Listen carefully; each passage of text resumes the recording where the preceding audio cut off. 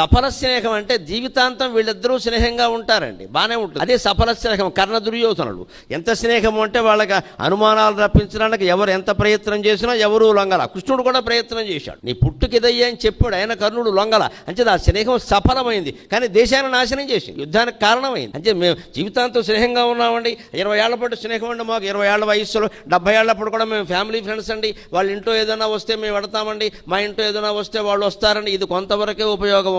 మీ స్నేహం వల్ల దేశం ఏమన్నా మేలు బాగుపడిందా?